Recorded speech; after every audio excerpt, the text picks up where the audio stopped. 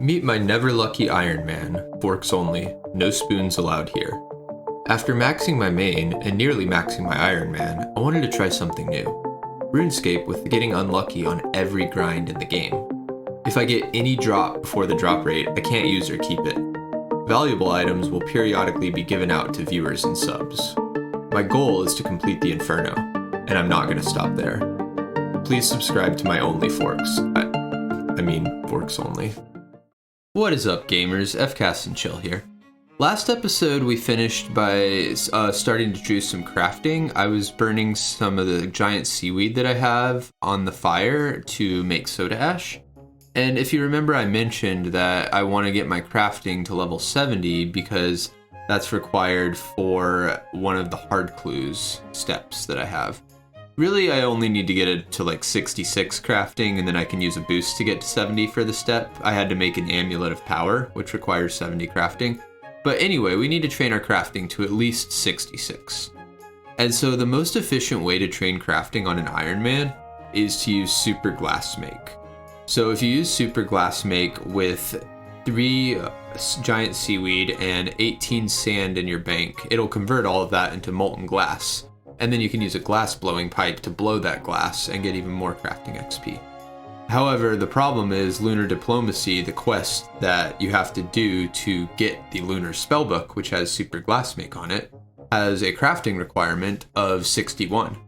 And so right now I'm just taking all the soda ash and the buckets of sand that I have to the furnace to make molten glass, and then I'm going to blow that later to try to get to as close to 61 as possible.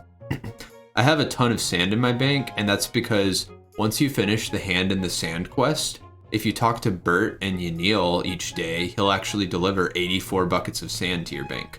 And so I've been doing that pretty religiously since I finished that quest. And I think I have enough here to get to maybe 59 crafting or so, not going to quite hit the 61 requirement for Lunar Diplomacy, but at least we'll get pretty close. So to get the rest of the sand that I need, I'm going to have to mine it. That's really just the most efficient way. I don't want to wait for several days just to talk to Bert to get more sand. That can take a while, and I want to get my mining up anyway and do all that. But the problem is with mining sand, if you don't know how it works, essentially there's a sand mine that is over where I did the quest Anakra's Lament. And you can mine sandstone there and then deposit it in the grinder. But once you do that, you can pay the guy, Drew, who's next to the sand grinder, you can pay him 50 coins per bucket of sand, and then he'll give you any sand that you've deposited into the grinder. Now, the problem is I'm going to need a few thousand buckets of sand at least, and at 50 coins a bucket, that's going to be, a few hundred K in GP. And I'm pretty broke. You can see I have a little bit of a cash stack left, but not much at all. And so I'm going to have to go make some money somehow. And I thought about different ways to do this, but I realized, I do want to get my quest cape on this account. And I think a good way to do that is by working toward the Song of the Elves requirements.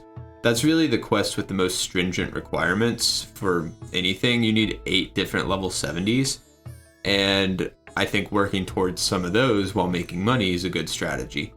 So one of the requirements for Song of the Elves is level 70 smithing. And smithing you usually wouldn't think of as a quest or a skill that would make you money, but with the introduction of Giant's Foundry into the game a while back, it definitely is now. So I'm going to go buy up some ore from Blast Furnace, turn it into bars, and then head over to Giant's Foundry. Alright, and you can see here when I started doing this, my cash stack was actually down below 15k from creating the Barrows portal and buying the runes to set up the Barrows teleport. And so I am completely broke. So I'm going to use that 15k to buy up as much coal and iron as I can to make bars. So again, how this works is you can buy ore, so coal and ore from the ore seller here, and then use the blast furnace itself, which requires a fee, but you could use that to smith those ores that you bought into bars. Then once I have enough bars, then I can head over to the Giant's Foundry just east of Al Kharid and then do that to make a lot of GP. And it really is a lot of GP. Like I said, I started with about 15k here, buying up coal, and I already had some coal in the bank, but anyway, I'm gonna end up coming out with a lot more once I use all these bars at Giant's Foundry. So let's fast forward a little bit and just keep buying up these ores. All right, and now let's get on to the blast furnace. So as you can see here, I got 60 smithing from before. So if I talk to the foreman here, then you can see he says that I can use the blast furnace free of charge, so I don't have to pay him. I do still have to put coins in the coffer though to pay the workers. So I have about 8,000 coins left. So I'm gonna arrange my inventory here. You can see I have quite a bit of coal and iron. Gonna get my ice gloves on. And I am going to deposit all my money in the coffer and then just start using the blast furnace. I'm gonna put 10 coins left in my bank just so I have enough to get through the Alcarid gate, just in case. But yeah, let's deposit all this and turn my run energy on and get going. So first I'm gonna start off by dumping coal in the blast furnace. So the blast furnace only requires half as much coal as it does to make bars at a normal furnace. So for steel bars, for example, you typically need 2 coal to 1 iron, but here you only need 1 to 1, which is really nice. So I'm just gonna take a few trips of coal up here and deposit them in, and then I can start taking the iron and it'll convert it into steel bars. And you can see at the top left where it says coffer, the money I put in there is draining every second. Looks like it's about 12 GP a second, or a tick. So it's going down pretty quickly, but hopefully that 7k will be enough to make enough bars that we can use for now. So yeah, let's just keep sitting out here. I'm gonna make a bunch of steel bars with all this coal and iron, and then after that I'm just gonna make some iron bars, and we're gonna use those at the foundry. Alright, and about 5 minutes later I'm withdrawing the remaining 2.8k that I had in the coffer. And let's look at the bars that we have. So we have 142 steel and 138 iron. So not too bad at all, really. I think that's gonna go a decent ways at the Giant's Foundry. So let's head over there and start making some money and getting some smithing XP. Alright, and so I'm gonna use a mix of bars. If you use a 14-14 mix, you get higher quality swords from the Giant's Foundry than you would otherwise. So it gives you more XP and money from it. So I'm just going to deposit 14 of each of those in here and pour the molten liquid, and let's just get on with it. So again, this minigame, pretty easy to do. You have to pay a decent amount of attention to control the temperature and just make sure you're doing everything, but it's a pretty chill game in general, and I like it way more than smithing gold at the blast furnace to level up. And again, before this came out, smithing was a pretty expensive skill because you had to buy up a ton of gold, and that was just not a good use of GP.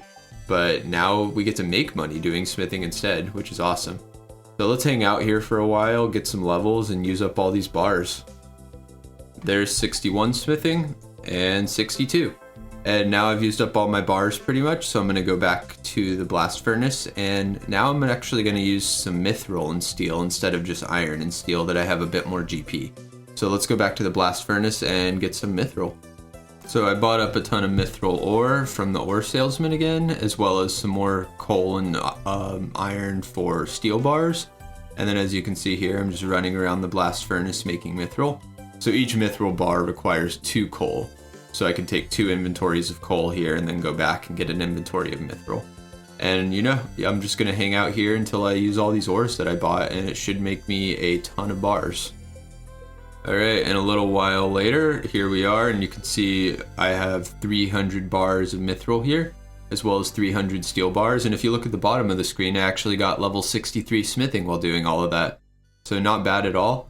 My GP's back down to about 15k, but that's alright. I have lots of bars saved up. 300 of each is going to go a long ways at Giant's Foundry.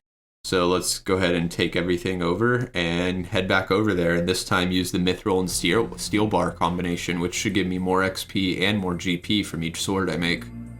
And back at Giant's Foundry, here's 64 smithing, 65, 66 smithing, 67, and 68. And that's about all the bars that I have now. You can see here in my cash stack, I'm over 450k now just from using all those bars that I had, which is really awesome. I am gonna have to go back and get some more ore and do that a little more. But I'm gonna go do a farm run for now because I need to keep hitting those contracts around the clock at the farming guild to get seeds.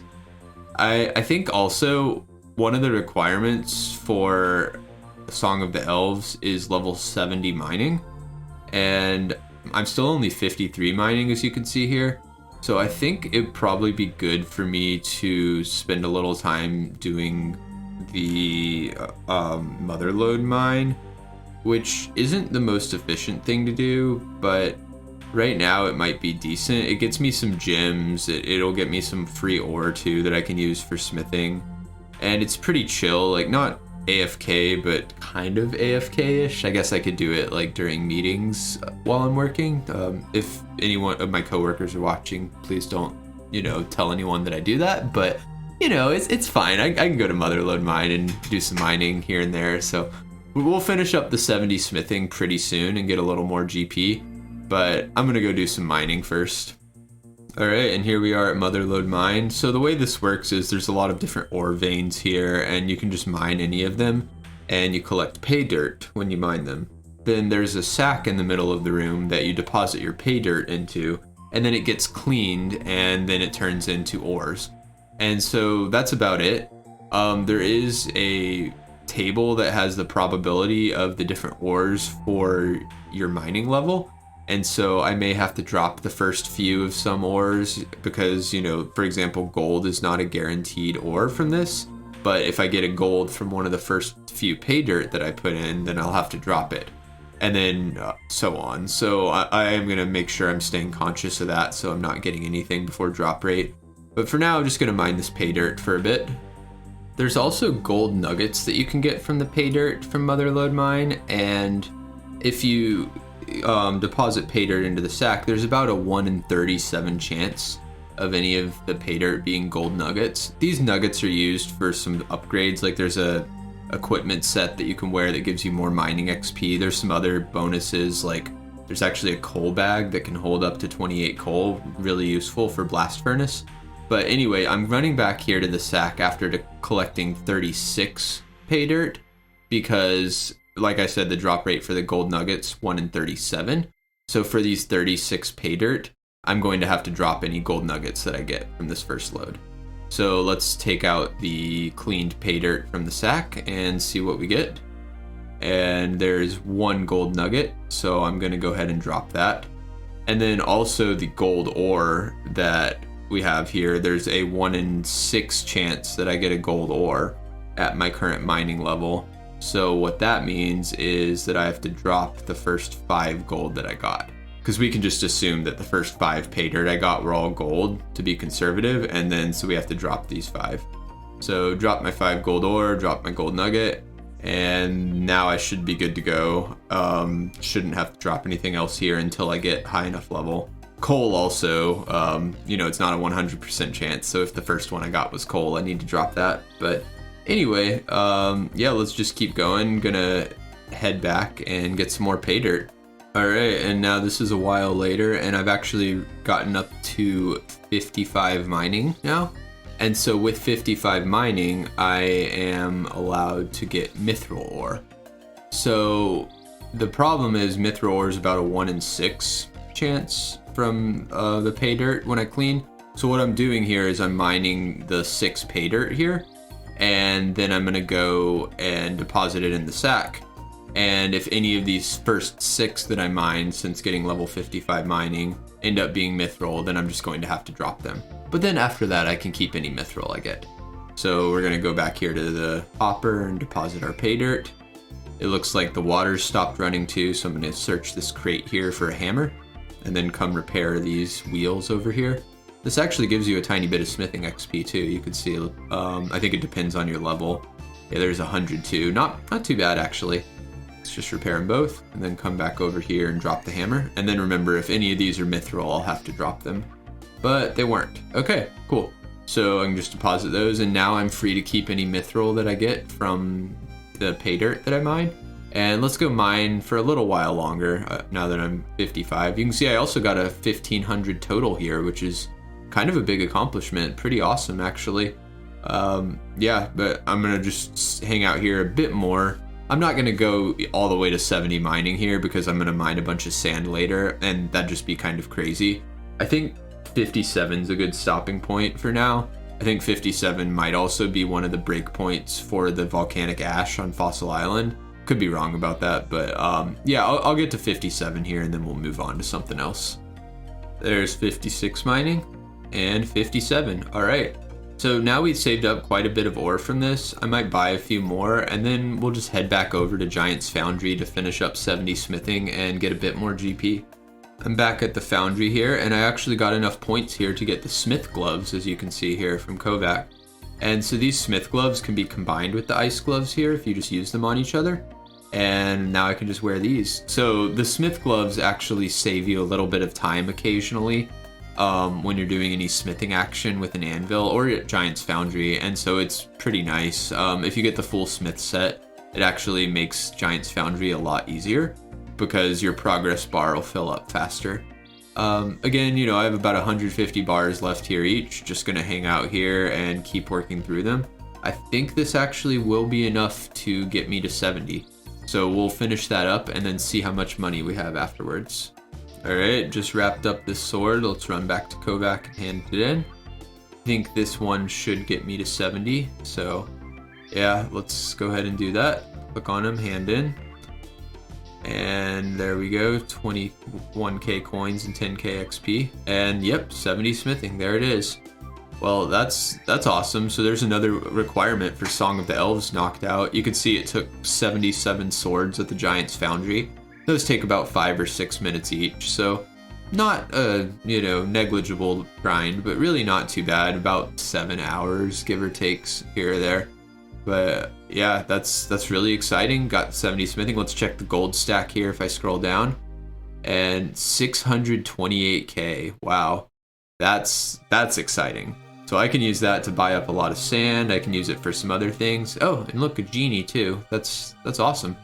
I'm gonna grab that and throw that lamp on herb lore, as you always should when you're playing an Iron Man. But yeah, cool. Got my 70 smithing, got a ton of GP, and now I think the next step is to go mine some sand. So with the Camulet that I got from Anakra's Lament, you can see it teleports me to right here within the temple. And so then if I just run north from here, I will go down this ladder. You can see I've brought with me some empty buckets as well as water skins. But so you go down this ladder, pass through this barrier. There's even a fountain on the side there where you can refill your water skins when they run out. Then you just come down this ladder and head to the west. So go through this door. And then there's another ladder up here. And then as I go through here, then I can exit this area and I'll be right by where I need to mine some sand. Let's go on up here and then climb the sand pile. And then here we are. So there's the sand grinder right there. There's Drew, who you have to claim the sand from. And here is the sand itself. Looks like there's someone doing the granite mining method right here, which is pretty sweaty, and I'm not gonna bother with that, but you know, good for them. You can see now I just mined these sand blocks here, and I'm getting some pretty heavy chunks in my inventory. And so I'm just gonna hang out here, just mining these different sand veins, and then just whenever my inventory gets full, run back over to the grinder and deposit it. So there's my first inventory full, running back over here. I'm gonna deposit all 3,000 of my buckets with Drew here, so he'll hold on to them for me. And then you can see you can click check. I have enough sandstone for 69 buckets right now, nice. But yeah, just gonna keep mining the sand. I guess each inventory, that was 69 buckets of sand from one inventory. It depends on how big of chunks of sand you get. You can see that's a smaller chunk there, so that'll give me less buckets. But yeah, it'll take a while to get up to the 3,000 buckets that I put in. I think I want to get a total of, you know, 5 to 10,000 buckets at some point, but you know, not all right now. That's gonna be quite a grind. Eventually, I do want to get my crafting all the way up to 87, because that's required for the Necklace of Anguish with a +5 boost, which is just essentially best in slot for whenever you're using ranged, and that is what we're going to use at the Inferno. So to get that, I'm gonna have to mine a ridiculous amount of sand, like tens of thousands of buckets. I think somewhere in the ballpark of 30,000. But for now, I think, we're just gonna get to the 66 or 70 crafting, somewhere around there. But anyway, yeah, I'm just gonna mine the sand for a while and we'll train some crafting after. I think that's it for this episode. If you enjoyed the video and want to see more, please like and subscribe. And I will be back soon with another installment. All right, thanks everyone. Bye.